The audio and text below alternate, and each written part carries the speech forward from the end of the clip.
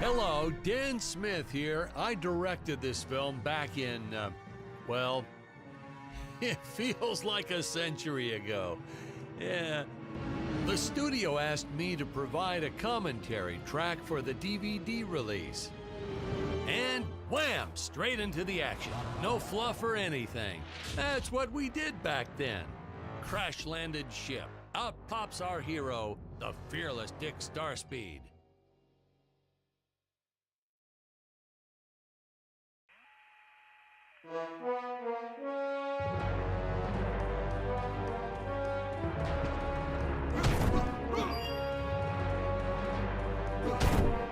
The ship's velocity reactor is damaged. I believe that I am stranded on an alien planet. Played, of course, by actor Jonathan Digby. Went on to some minor roles after this. Such a shame. I thought from day one this guy's got leading man written all over his face.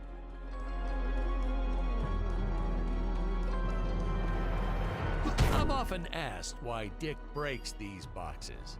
He actually ad-libbed it. I told Jonathan, always keep things exciting.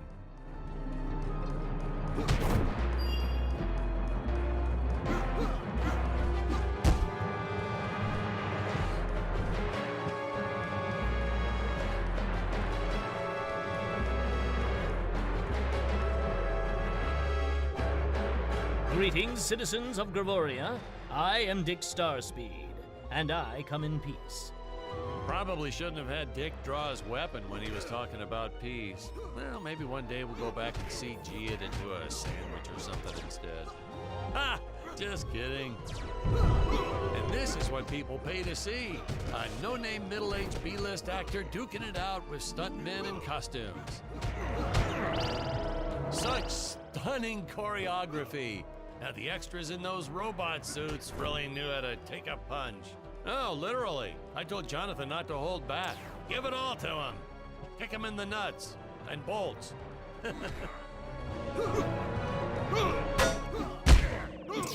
Holy smokes!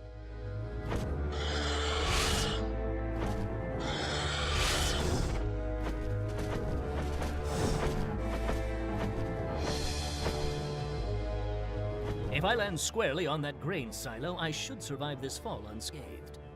Well, I shouldn't say this now, but you could actually see the strings if you squinted hard enough. A screenwriting trick from back in the old days. You put a grain silo or some haystacks down and it solves all your gravity-related problems.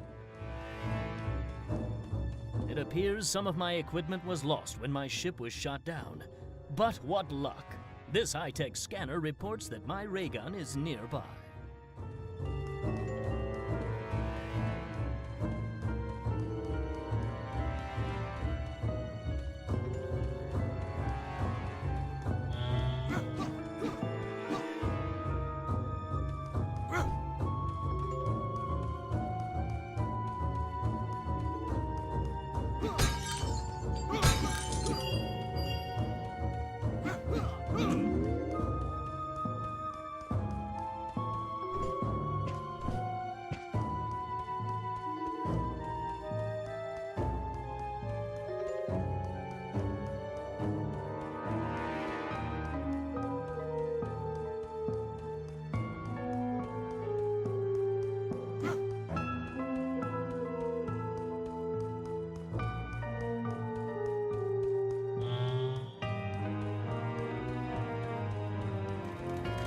The dinosaurs.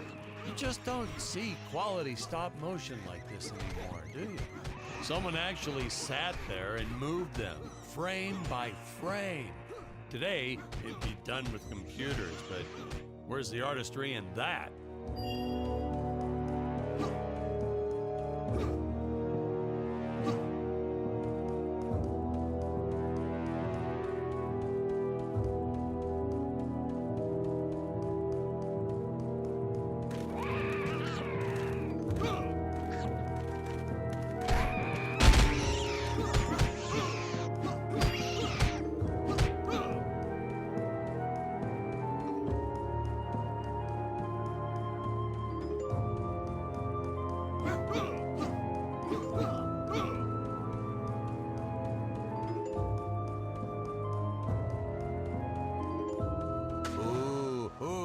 fearless sea monster, always patrolling the shore, eagerly awaiting for his next meal.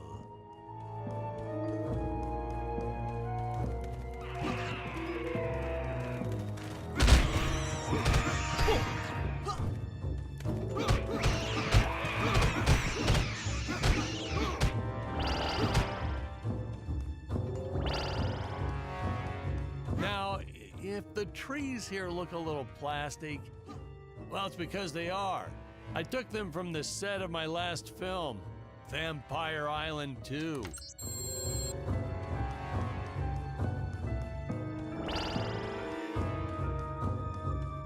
We got our fair share of nasty letters from scientists complaining about our portrayal of the dinosaurs. Was news to me. Apparently, these stegosauruses weren't meat eaters. Must have preferred shellfish or something. Wow, how do they know? That's what I say.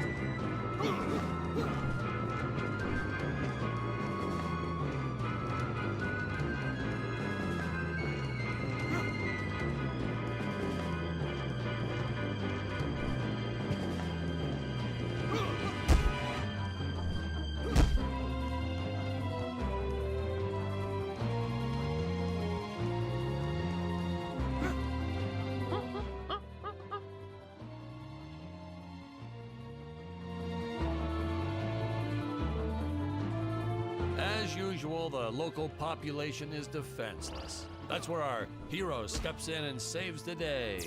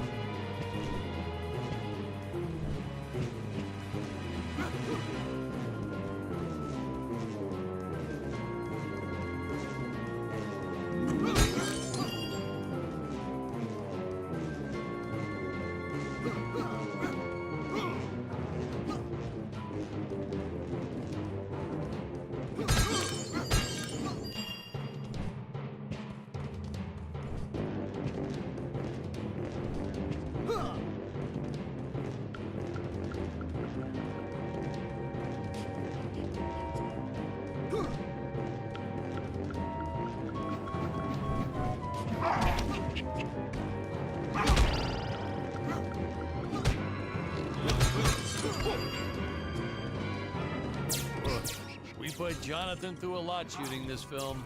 He wasn't the best actor, especially when reacting to getting hit.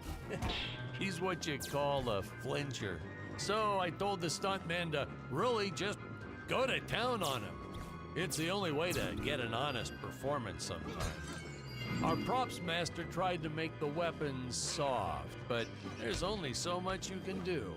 Lucky for us, Dick's entire body was covered in that spacesuit. That thing was a lifesaver when it came to hiding bruises.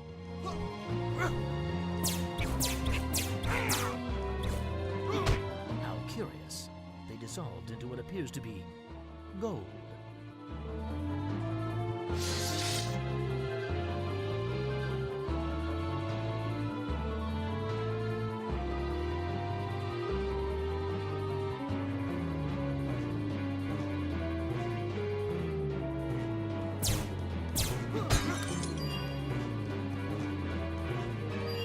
Notice the gold disappears when Dick touches it.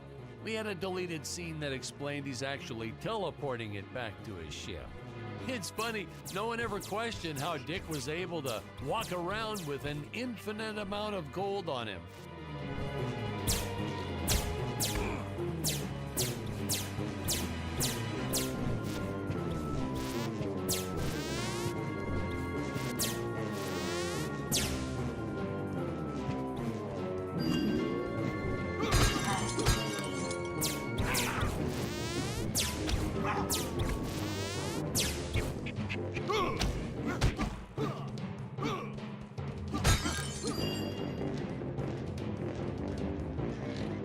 we had to redo these shots.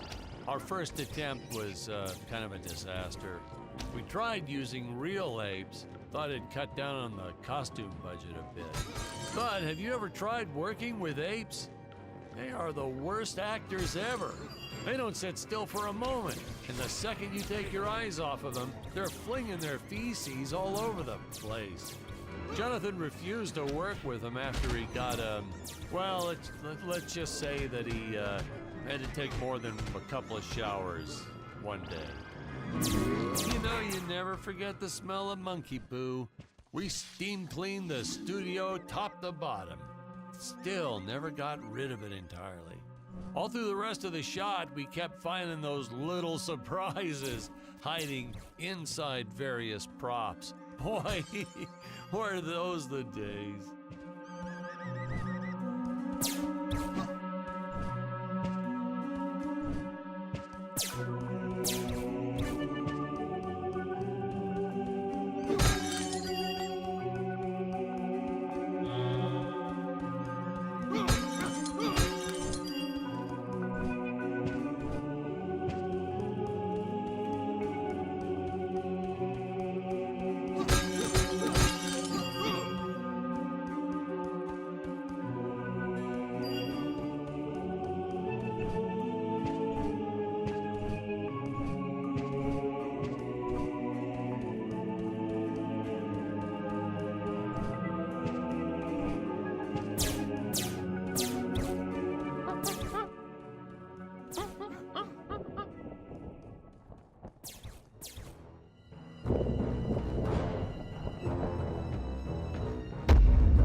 Some really top-notch stop-motion effects, huh? Unfortunately, we skimped on the Dick Starspeed puppet a little. The Earthman is not for you to eat, fiend! Oh, this was groundbreaking. We had the woman rescuing the man for once. We were really ahead of our time with this scene, but well, then again, I've always been rather progressive. The studio exec didn't seem to get why it was such a big deal, though.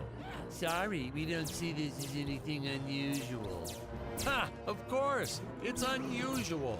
A woman would never save the man. It just doesn't happen. Not in the movies, not in real life. I don't know why we didn't get more recognition for this scene. Well, I guess I was just a little too ahead of my time.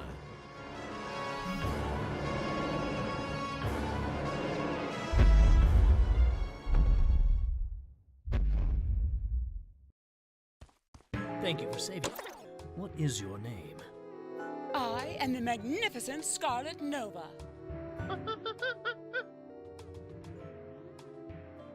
Do not question my motives. Just be happy that you are still alive. I must speak with my father at once. I shall teleport to his chambers.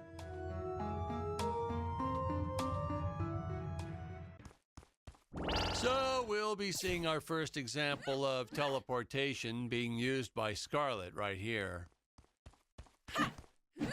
As soon as this current shot ends, which should be happening any second now.